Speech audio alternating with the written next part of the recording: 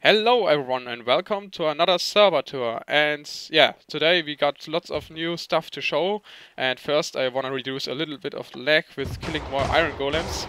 And yeah, we currently need a lot of iron, or we use a lot of iron for our new project, which we are going to show to you today. Oh, and yeah, our chests are full again. Maybe someone can collect the iron there. And craft it into iron blocks. I will just dump it somewhere to have some inventory space. So, yeah, and if you're wondering what the snow here does, somebody was trolling us and produced a lot of snow golems and idled the whole night here. You stole my obsidian. Yeah. I actually didn't say that you were it, but okay. No, everyone knows Nova is the bad guy. We didn't steal it, we just used it for an extremely good Purpose. and cool new purpose. Okay, so let's go to the nether, and you will immediately see that we did something awesome there. Or maybe not awesome, but new definitely. And I think it's awesome.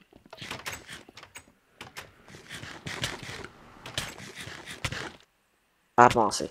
Oh, stop hitting me. No, stop it.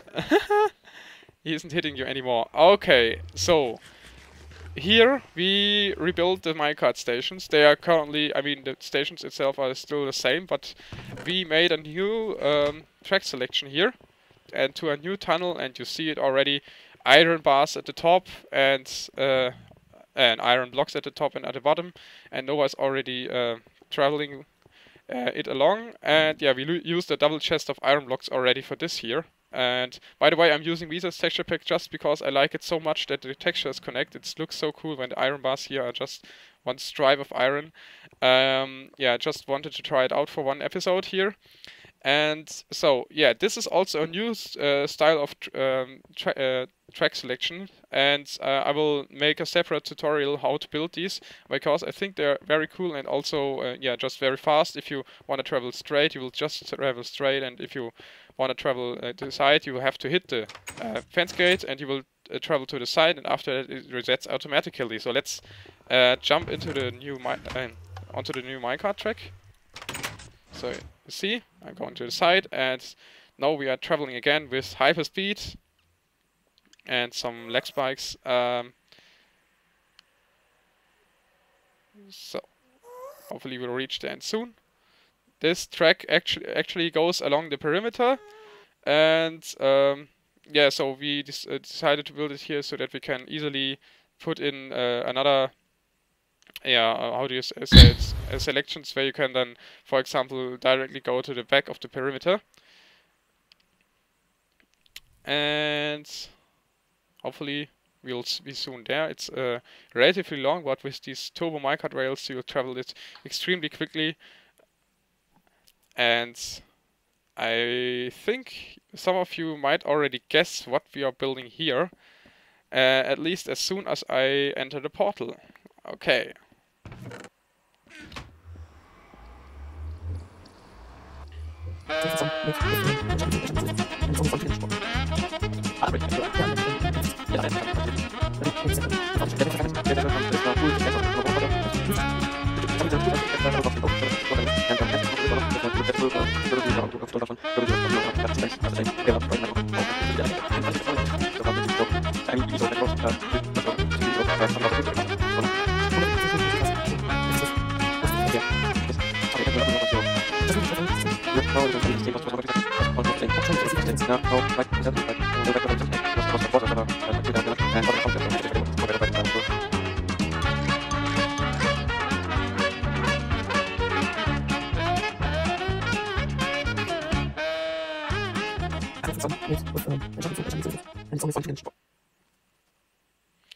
And here we are on a mushroom island. This is actually mycelium, and yeah, you can see the mushroom island. It's Nova's one, he flattened it out, and voila! This is our new zombie pigment farm in the overworld. And you might think that this is small, but actually this is already a double chest of obsidian, and we will continue to expand this as soon as we get more obsidian. So let's maybe check it out. I like the design a lot. It has yeah, it's pretty much a steampunk style here.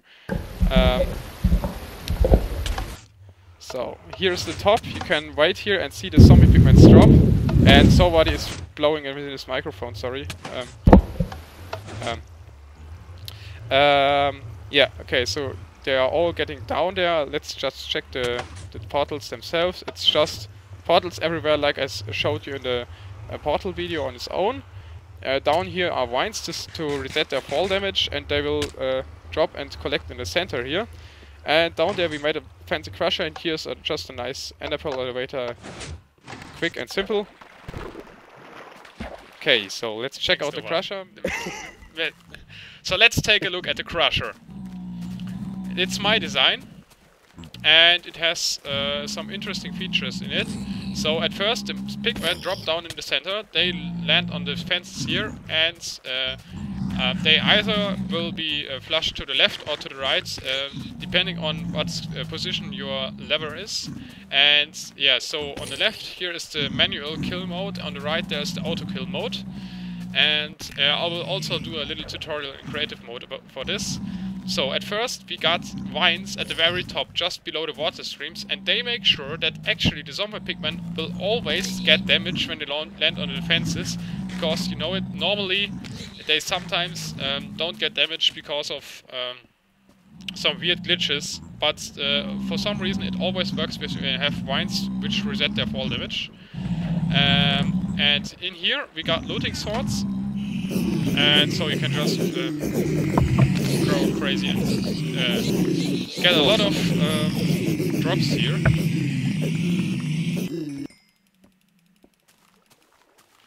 Works perfectly, and I just got 38 gold nuggets and a smite 1 sword. Perfect. Especially a smite sword, which you get from zombie pigmen, is quite hilarious. Yeah, and Nova, you can change the pistons, the lever maybe, so we can see the farm in action. So I will try to give a better look from the top, maybe.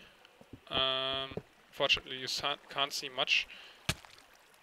Okay, now once again switch it. Let me get in there.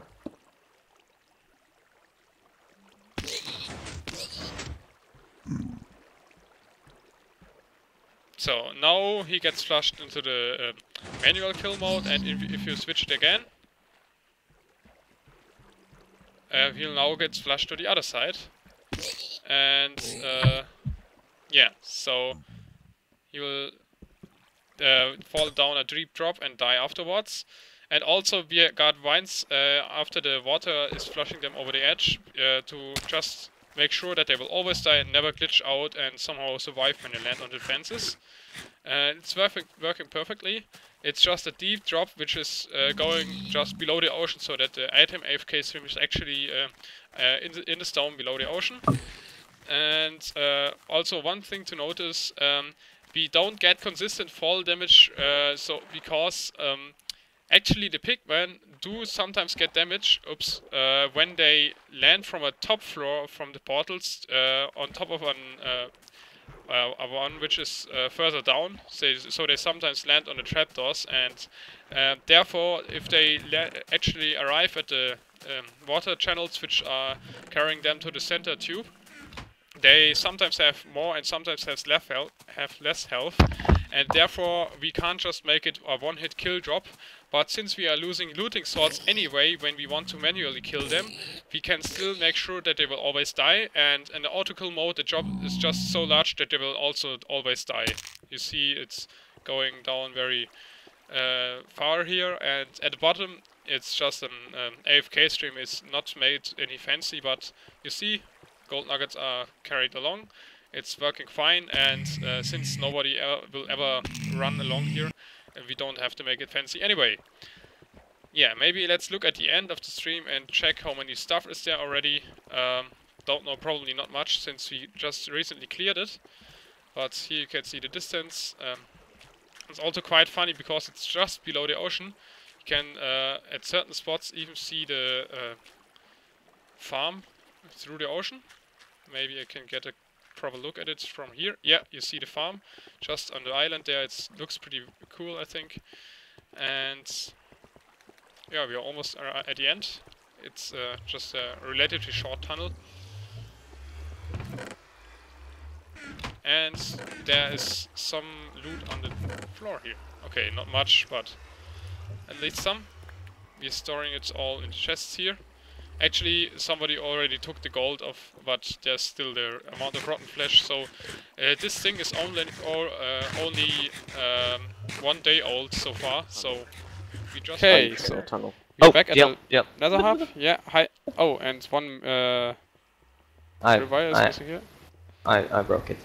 Okay, yeah, the tripwires, we replaced the trapdoors with tripwires. Not the trapdoors, the pressure plates, because the pressure plates make the annoying sounds, and the tripwires just do the same. They basically prevent pigment from spawning here by just having no air blocks at the same Y coordinate.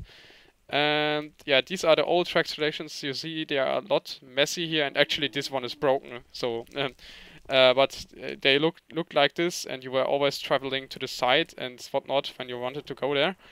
I think this is the portal to the sugarcane farm, which we wanted to show you next. It's not finished yet, but actually just more or less one person was mostly working on it all the time, and that's Marcy, so big props to him. And you already see chunks are loading. This thing is massive, and will be massive as soon as we finished it.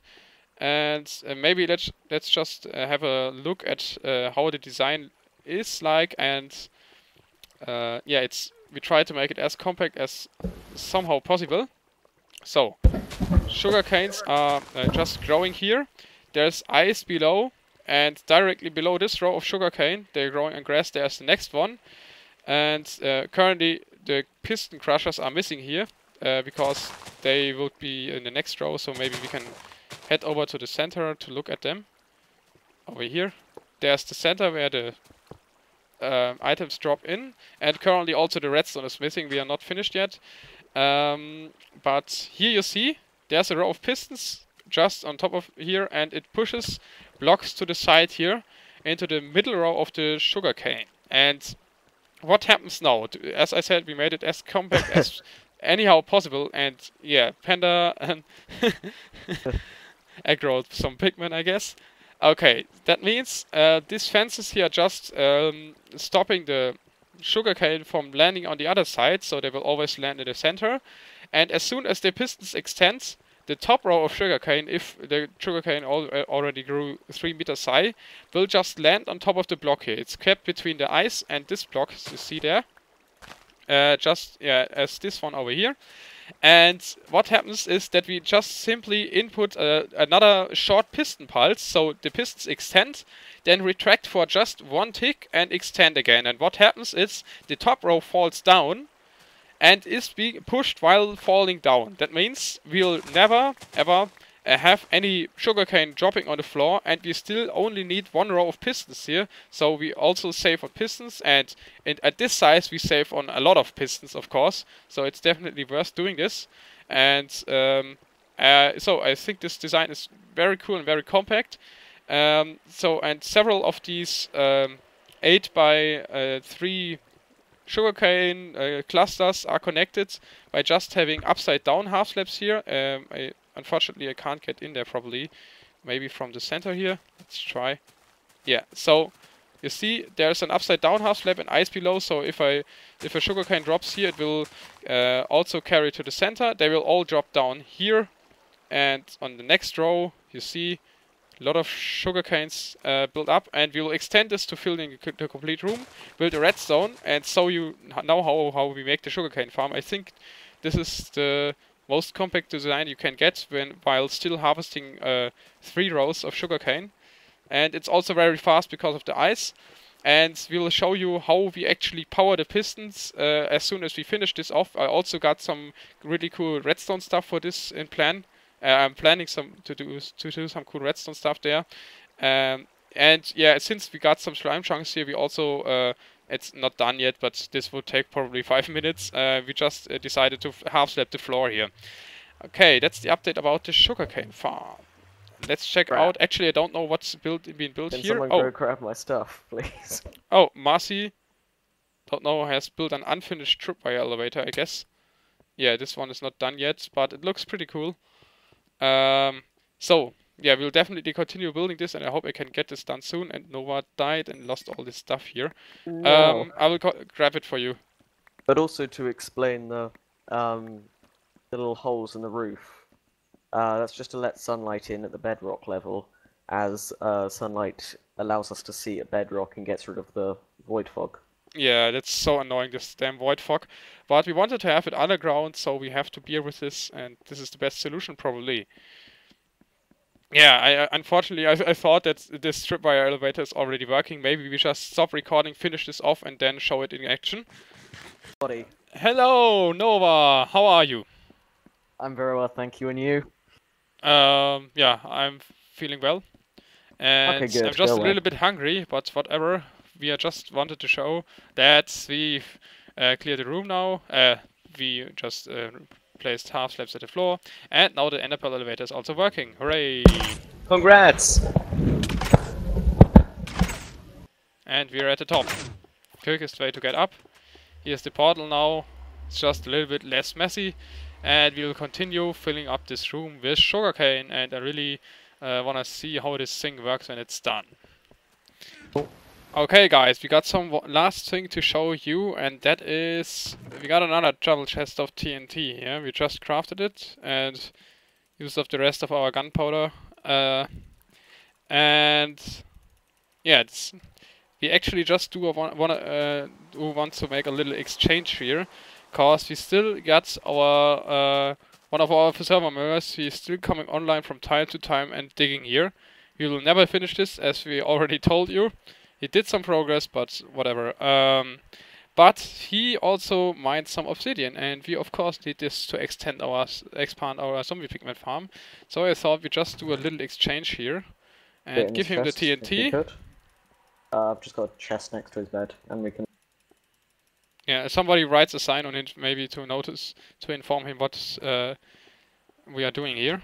And over here. And obsidian. I just mined it probably from the lava lakes. There were a lot of lava lakes in the way when he was digging out the chunks completely. And yeah, you're just taking it and giving him TNT instead, so he might be able to use this TNT to dig away this to make progress a little faster. We'll see. Just somebody get me a sign, please. Or is there any wood here? Wood. Yes. Won't help throwing it on the ground.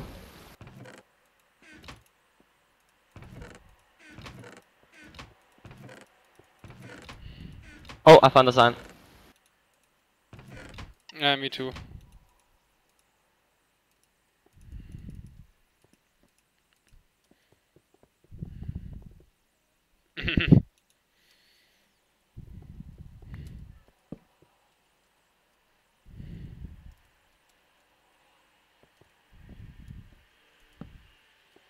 No, Nova.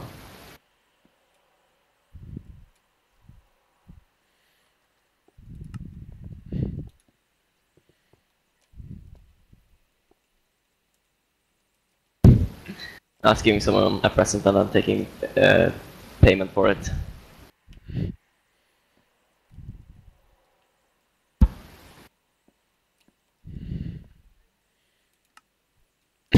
Okay. Great. Okay, and I think that's it for this episode today.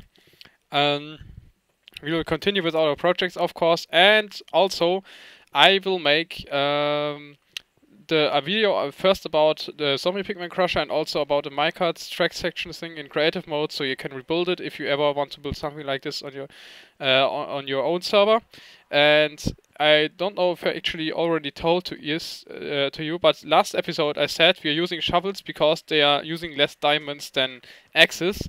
Actually, this is not even true. It's even better than we thought, because you actually don't use up the tools quicker when you use it on the wrong material. We tested it again. It's just a myth which was busted by us now because everyone thought it was like this, but it's actually not true. Only swords get used up twice as quick. But if I'm using a pickaxe on sand here, it actually doesn't use up quicker than a shovel. It's only using more diamonds because the pickaxe costs 3 diamonds and the shovel only 1. But that means that if you're using a shovel instead of an axe on wood, you actually save on you only need a third of the diamonds, which is why we will only use shovels in the future, of course. So if you didn't notice it yet, you can always use a pickaxe or something else on the tool. You basically won't lose anything. You just it's only for swords. So if you use a sword on a dirt block, for example, it will get used twice as quickly.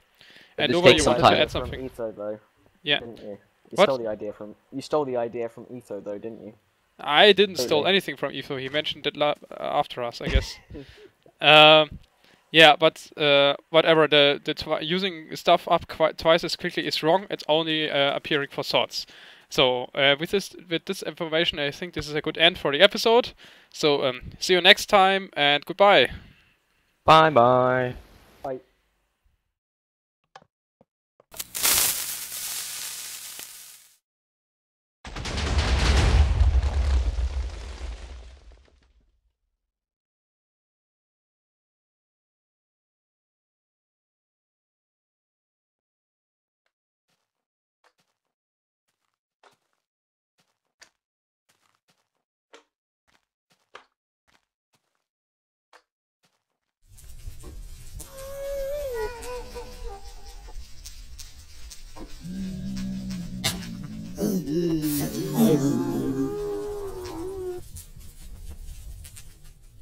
No.